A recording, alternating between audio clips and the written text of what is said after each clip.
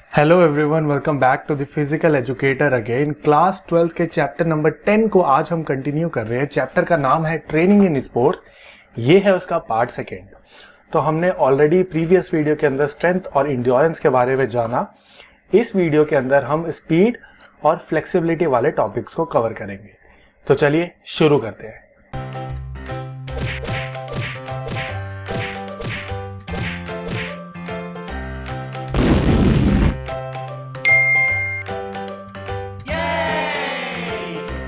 तो चलिए शुरू करते हैं अपना टॉपिक नंबर 3, जो कि है स्पीड की definition, type and methods to develop speed. तो अगर मैं सबसे पहले मतलब बताऊं कि स्पीड का मतलब क्या होता है, तो स्पीड का मतलब बहुत सिंपल सा है। मुझे एक जगह से दूसरी जगह तक पहुंचना है। मैं इस जगह से इस जगह कितनी जल्दी पहुंच सकता हूं, ठीक है। तो shortest possible time to reach one place to another is a speed, ठीक है। अब ये स्पीड जो है वो कई टाइप्स की होती है, जैसे कि reaction ability, acceleration ability, movement speed, locomotor ability and speed endurance. तो बारी बारी से सबके बारे में जानते हैं। शुरू करते हैं रिएक्शन एबिलिटी से। रिएक्शन एबिलिटी होता है कि मुझे सिग्नल मिलते के साथ ही मैं कितनी जल्दी उस काम पे रिएक्ट करता हूँ। फॉर एग्जाम्पल, जैसे मैंने बोला ये की है, ये की गिरने से मैं कितनी जल्दी इसको रोकता हूँ, तो ये है मेरा रिएक्शन एबिलिटी। अब ये रिएक्शन एबिलिटी होता है दो टाइप का, simple reaction ability and complex reaction ability. Simple reaction ability का मतलब है कि मुझे सिग्नल पता है, ठीक है। जैसे कि मान लो मैं एक रनिंग कर रहा हूँ या एक रेस हो रही हो, तो रेस के अंदर जितने भी पार्टिसिपेंट होते हैं सबको पता है कि जैसे ही गो बोलेगा तब मुझे भागना है। तो वो ऑलरेडी डिटरमाइंड पैटर्न है, ऑलरेडी डिटरमाइंड मैनर के अंदर उसको पहले से ही पता है कि हाँ सिग्नल आने वाला है और वो उसके लिए पहले से रिएक्ट करेगा, ठीक है। तो वो कितनी जल्दी वो गो सुन के भागना स्टार्ट करता है, वो है उसका सिंपल रिएक्शन एबिलिटी। जबकि कॉम्प्लेक्स रिएक्शन एबिलिटी बोलता है कि भाई तुम्हें पता नहीं है, ठीक है, यहाँ पे तुम्हें पता नहीं है कि कैसा सिग्नल आने वाला है, कितनी देर में आने वाला है। जैसे कि एग्जांपल ले लो बॉक्सिंग। बॉक्सिंग के अंदर किसी को थोड़ा ना पता है कि कोई कौन सा पंच मारने वाला है, ठीक है। तो कौन सा पंच आने वाला है उससे बच के उसको कॉम्बैट करना, वापस से काउंटर करना, तो ये है कॉम्प्लेक्स रिएक्शन एबिलिटी। अब बारी आती है एक्सेलरेशन एबिलिटी की। एक्सेलरेशन एबिलिटी मतलब अपनी मैक्सिमम स्पीड पर पहुंचना बिल्कुल स्टेशनरी पोजीशन से, यानी देखो मैं यहाँ पे बिल्कुल मतलब रुका हुआ हूँ, अब मैं अपनी मैक्सिमम स्पीड पर पहुंचूं कम से कम टाइम पीरियड में, तो वो है मेरा एक्सेलरेशन एबिलिटी। अब इस एबिलिटी के लिए मेरी लगेगी एक्सप्लोजिव स्ट्रेंथ, मेरी लगेगी एक टेक्निक मेरी अच्छी होगी, तो मैं जल्दी से एक्सेलरेशन अचीव कर पाऊंगा। मेरी फ्लेक्सिबिलिटी अच्छी होनी चाहिए। अब ऐसा एबिलिटी कहाँ पे काम आएगा? फुटबॉल के अंदर देखा है, बॉल कहीं पे है, वन पर्सन भाग के जाएगा, जल्दी से जल्दी उस बॉल के पास पहुंचेगा, तो वो जल्दी से जल्दी एक्सेलरेट करना, मैक्सिमम स्पीड पे पहुंचना। हॉकी के अंदर, स्विमिंग के अंदर, इन गेम्स के अंदर जनरली एक्सेलरेशन एबिलिटी देखने को मिलती है। सेकंड हम बात करते हैं मूवमेंट स्पीड की।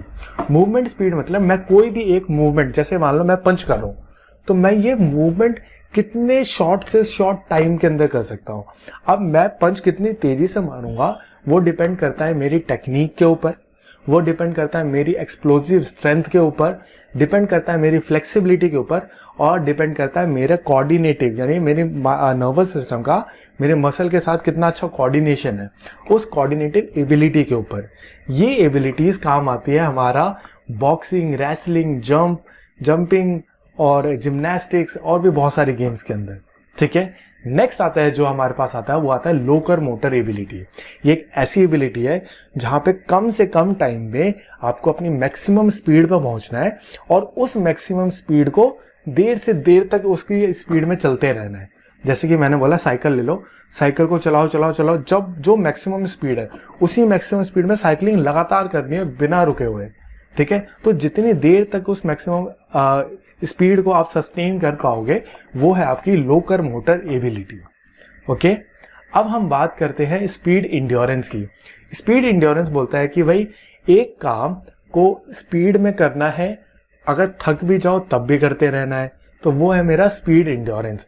यहाँ पे हमारी एक्सप्लोजिव स्ट्रेंथ और इंड्योरेंस दोनों ही यूज होता है। इन काम को करने के लिए हमारा जितने भी लोकल मस्कुलर इंड्योरेंस है ना, वो काम आता है। अब पता क्या होता है, जब मैं एक स्पीड में कोई एक्टिविटी कर रहा हूँ, मान लो बहुत तेजी से रनिंग कर रहा हूँ, ठीक है, अब मैं उसी मतलब थक जाऊंगा मैं, फिर भी मैं थकते हुए रनिंग करूंगा, तो थकने का मतलब क्या होता है, हमारी बॉडी जो है वो लैक्टिक एसिड प्रोड्यूस करने लग जाती है। अब लैक्टिक एसिड की वजह से ना मसल के अंदर पेन होना स्टार्ट हो जाता है। उस पेन में भी मैं लगातार अगर कर पाऊं तो वो मेरा लैक्टिक एसिड टॉलरेंस कहलाता है। तो वो टॉलरेंस जितना ज्यादा होगा, मेरा स्पीड इंडोरेंस उतना ही अच्छा होगा। ठीक है, नेक्स्ट आता है हमारे पास मेथड्स टू डेवलप स्पीड। अब एक स्पीड को डेवलप करने के लिए हमारे पास कौन से मेथड्स हैं? तो स्पीड जो है ना वो दो तरीकों के फैक्टर्स के ऊपर डिपेंड करता है। तो मैं फर्स्ट बताता हूँ, जैसे कि जेनेटिक फैक्टर। हमारी मसल्स के अंदर दो टाइप के फाइबर्स होते हैं, fast Twitch fibres and slow Twitch fibres. Fast Twitch fibre जो है वो हमारी मसल्स में जल्दी रिएक्शन करवाना या कोई एक्टिविटी कितनी जल्दी होगी उसके ऊपर डिपेंड करता है। तो स्पीड के अंदर हमारा fast Twitch muscle fibre use होते हैं। अब एक पर्सन के अंदर कितने number of fast Twitch fibres है ये उसके जेनेटिक्स पे ऊपर डिपेंड करता है, ये तो वो अपने आप डेवलप नहीं कर सकता। तो ये है जेनेटिक फैक्टर स्पीड का। सेकंड आता है इसके अंदर इन्वायरमेंटल फैक्टर, यानी हमारा नर्वस सिस्टम कितना अच्छा कोऑर्डिनेट कर रहा है हमारे स्केलेटल मसल्स के साथ, हमारा मस्कुलर स्ट्रेंथ कितना ज्यादा अच्छा है, हमारी फ्लेक्सिबिलिटी कितनी अच्छी है। साथ ही साथ मेरा साइकोलॉजिकल फैक्टर आता है, क्या मैं कितना मोटिवेटेड हूँ, ठीक है, कितना अच्छा कंसंट्रेशन है मेरा, कितनी विल पावर है कि मैं लैक्टिक एसिड टॉलरेंस के साथ भी काम कर पाऊँ। ठीक है, तो ये सारी चीजें मेरी डिटरमाइन करेगी कि मेरी स्पीड कैसे होने वाली है। अब मैं कुछ मेथड्स को अपनाऊंगा स्पीड को डेवलप करने के लिए, जैसे कि एक्सेलरेशन रन। एक्सेलरेशन रन बोलता है कि भाई अपनी मैक्सिमम स्पीड पे पहुंचो कम से कम टाइम पे और उसी मैक्सिमम स्पीड में अपना पूरा डिस्टेंस को अचीव करो। अब अगर ऐसा कुछ होगा तो इसके लिए एक्सरसाइज क्या करवाई जाती है? सबसे पहले बोला जाएगा भाई प्रॉपर तरीके से वार्म अप करो, अच्छे से वार्म अप करो, तुम्हें टेक्निक अच्छे से पता होनी चाहिए ताकि इंजरी ना हो। अब क्या करना है, उस मैक्सिमम स्पीड पे पहुंचो जल्दी से जल्दी। ठीक है, उस मैक्सिमम स्पीड पे पहुंचने के बाद उस स्पीड को मेंटेन करके रखो जब तक फिनिश लाइन ना आ जाए। अब ये जो एक्टिविटी है ना, इसमें बोला जाता है क्या कि मैक्सिमम स्पीड अपना 50 से 60 मीटर के अंदर अंदर पहुंच जाओ।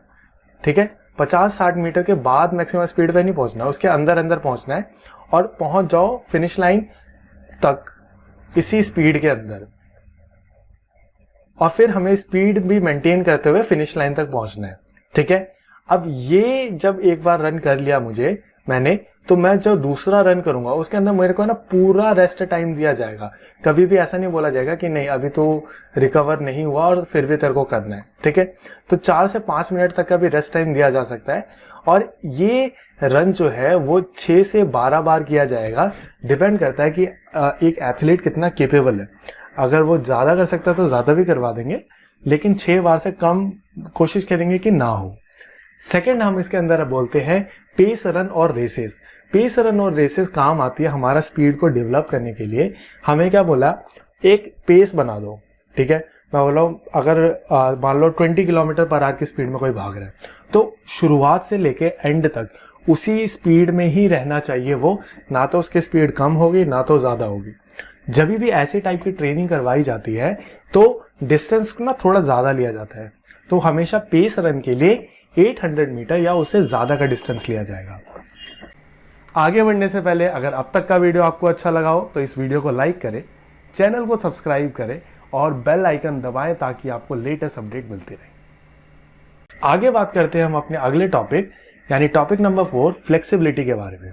तो फ्लेक्सिबिलिटी का अगर मैं मतलब बताऊं, मेरा एक जॉइंट कितना उसका रेंज ऑफ मोशन है, वो कितना मूव हो सकता है, तो वो उसकी फ्लेक्सिबिलिटी है। जैसे कि मेरे एल्बो की फ्लेक्सिबिलिटी कितना है, 180 डिग्री।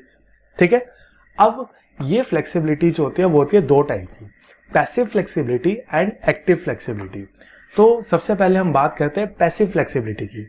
पैसिव फ्लेक्सिबिलिटी बोलता है कि भाई मैं अपना जॉइंट का रेंज ऑफ मोशन अचीव करूं with the help of external help. जैसे कि मान लो मेरा हाथ ऐसा ही है, मान लो मैं ये हाथ नहीं उठा पा रहा, मैं उठा रहा हूं, दूसरा पर्सन आया, उस ये दूसरे का हाथ है, दूसरे का हाथ आया और उसने पूरा करके पूरा पीछे कर दिया। तो with the help of external यानी दूसरे का हाथ, जिसकी वजह से मेरा रेंज ऑफ मोशन अचीव हुआ, इसको बोला जाता है पैसिव फ्लेक्सिबिलिटी। ओके इसके अंदर हमेशा एक्सरसाइज जो है ना विद अ पार्टनर करी जाती है। ओके सेकंड आता है एक्टिव फ्लेक्सिबिलिटी, यानी यहाँ पे कोई दूसरा हाथ नहीं है, ये मेरा ही हाथ है, मैंने अपने आप ही इस रेंज ऑफ मोशन को अचीव किया। ठीक है, तो खुद से स्ट्रेच करना इज एक्टिव फ्लेक्सिबिलिटी। अब ये एक्टिव फ्लेक्सिबिलिटी भी दो टाइप की होती है, static flexibility and dynamic flexibility. Static flexibility का मतलब है कि या तो आप बैठे हुए हो या तो लेटे हुए हो, या मतलब एक स्टिल पोजीशन के अंदर हो आप ना, कोई मूवमेंट नहीं है।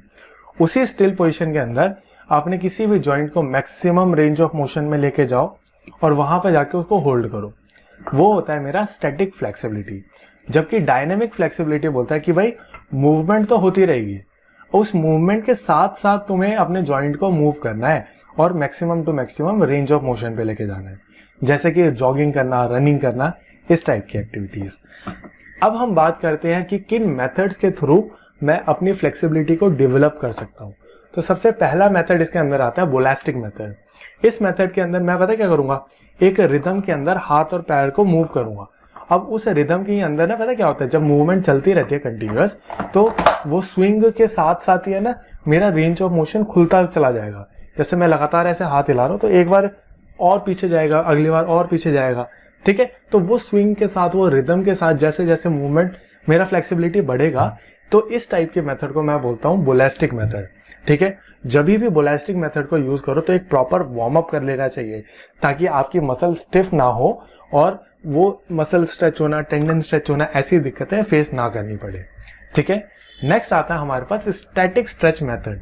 स्टैटिक स्ट्रेच मेथड बोलते हैं कि भाई अपना, जैसे मान लो मैं अपने हाथ को मूव करो, पाम को, अपने पाम को अपने मैक्सिमम रेंज ऑफ मोशन पे लेके जाओ जितना जाता है।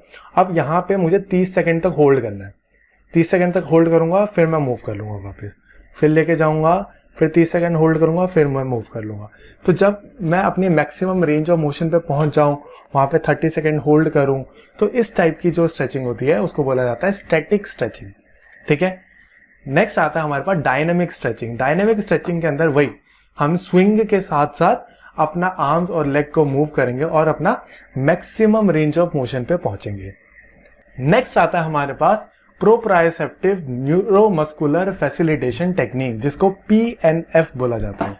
ये टेक्निक ऐसी है, थोड़ी सी ना कॉम्प्लिकेटेड से है, लेकिन इसके वजह से है ना एक एथलीट, जो हाई लेवल के एथलीट्स होते हैं, जो कि इंडिया टीम के लिए परफॉर्म कर रहे हैं या किसी और कंट्री के लिए परफॉर्म कर रहे हैं, वो इन टेक्निक को बहुत अच्छी तरीके से करते हैं और वो लगातार इसको करते ही करते हैं। इसके अंदर हम अपनी मैक्सिमम फ्लेक्सिबिलिटी को गेन कर सकते हैं। इसके अंदर मेनली पता क्या होता है, फॉर एग्जांपल मान लो ये किसी और का हाथ है, ये मेरा हाथ है। ठीक है, तो यहाँ पे मैं जो है अपने हाथ को इस तरफ मूव कर रहा हूं, मैं अपने हाथ को यूं खोलूंगा, जबकि जो दूसरे का हाथ है ये इसको धक्का देगा इस तरफ, तो मैं अपनी जान से इधर धक्का दूंगा, ये इधर देगा। तो ऐसे करते करते ये मेरे को मेरे जॉइंट के मैक्सिमम रेंज ऑफ मोशन तक पहुंचाएगा और मैं इसको दूसरी तरफ धक्का देने की कोशिश लगातार करता रहूंगा। ठीक है, जब मैं ऐसे करूंगा और मेरा मैक्सिमम रेंज ऑफ मोशन पे पहुंचेगा मेरा जॉइंट, तो उस टाइम पे मेरी फ्लेक्सिबिलिटी सबसे ज्यादा निकल के आएगी।